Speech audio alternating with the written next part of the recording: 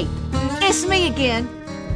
Now, you know I don't have long, but I know you are dying to find out about the dead body that they found in the sanctuary.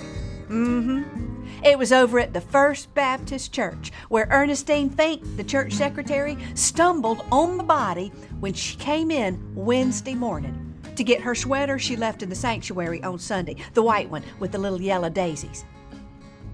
She was distracted that morning because she had snapped at her husband and she was asking for forgiveness.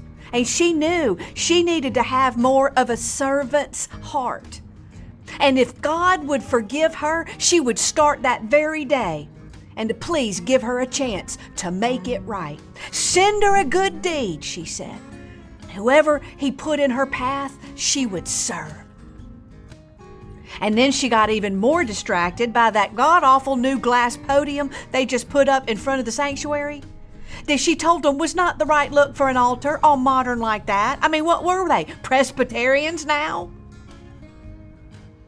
Well, she was so busy looking up that she tripped and landed smack dab on top of a dead man. That's right, chest to chest, face to face, in what would definitely be considered by some Baptists as a sinful pose had the man been alive. We're not quite sure what the rule is when he's dead. You could hear her scream clear over at the library. Now, Mildred had been power walking by the front doors of the church at that exact moment in her shiny purple jogging suit and matching headband. And let me tell you, she did not waste a moment to pull out her Smith & Wesson 44 Magnum from out of her belly band that she'd had picked out for herself on her 70th birthday. The man behind the counter had raised his eyebrows and said, "Hey, little lady, think you can handle that much gun?" The answer had been a resounding yes. And ever since then, Mildred's been known for, finding reasons to run into buildings and save people. Oh, don't worry, she never loaded it. She figured it was just enough seeing it that was a threat. And she was right. I mean, just ask them over at Merlin, Verlin, and Shirley's House of Beauty to tell you about the time she thought the lady in that charcoal face mask was a robber. Or the fella who tried to grab her purse at the carnival last fall. Oh, she didn't even need to pull out the gun. She just whacked him upside the head with that purse of hers. That thing had to weigh 20 pounds thanks to the gun. And the super deluxe senior edition Bible with the big font. Now that's what I call getting slain by the Spirit. Buddy Scoggins, he was pruning the bushes out front, and he heard the scream, and he called 911. Then hid behind a bush outside the door, which is pretty typical for Buddy.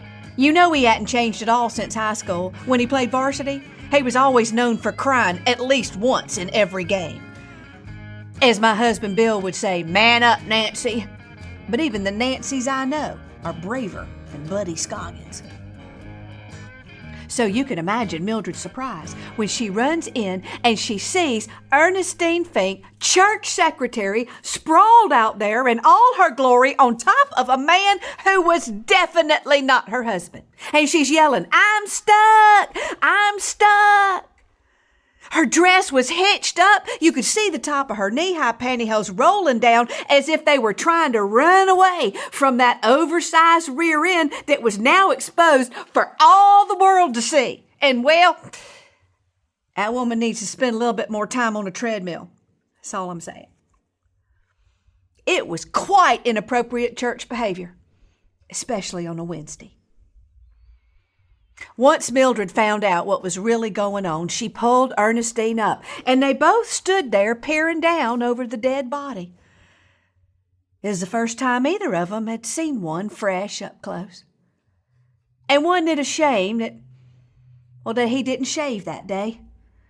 Just goes to show you never know when your number's going to be called up. Just ask my mama and her fresh underwear theory. And that's when Ernestine realized this was the good deed she'd just asked for.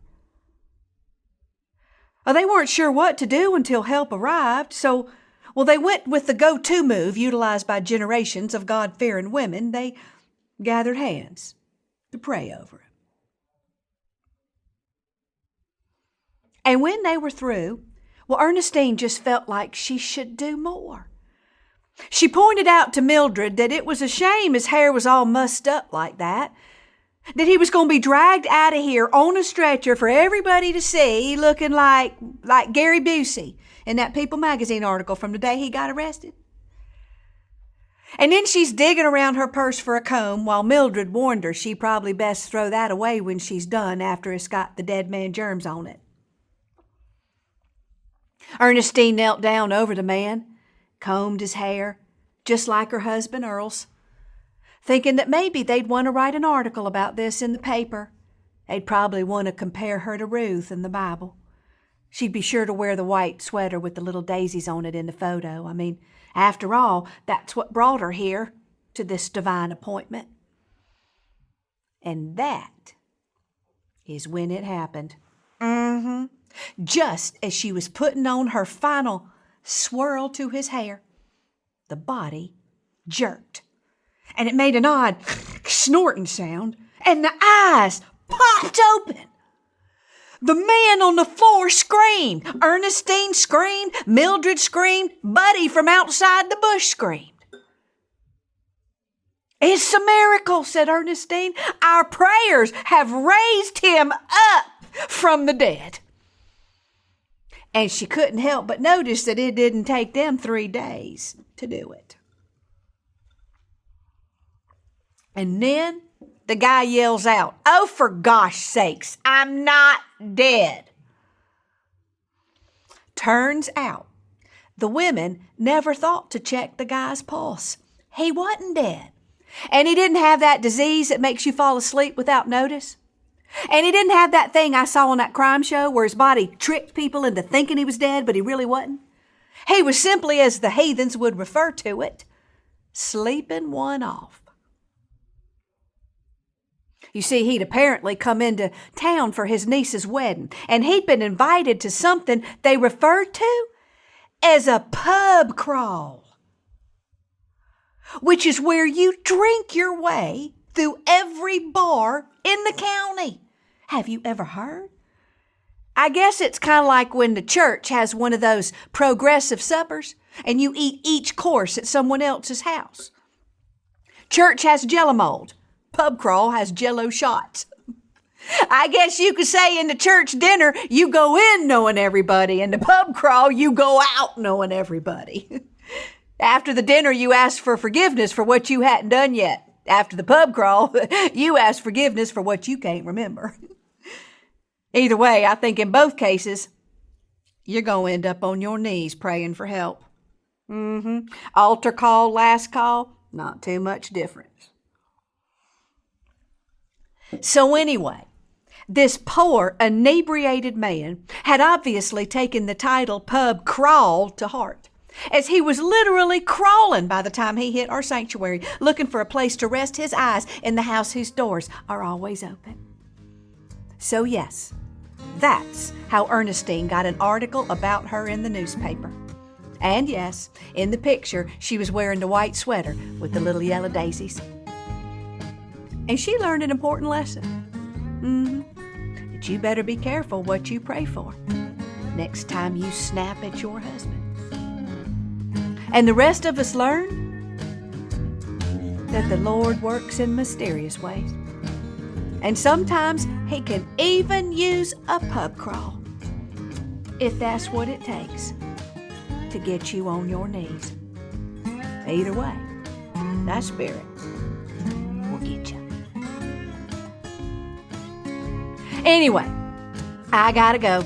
Ray Jean says I have just got to hear about Betsy's home waxing party. And just a warning, it is OMG graphic. I'll find out the details and come fill you in. Now just remember, you didn't hear it from me.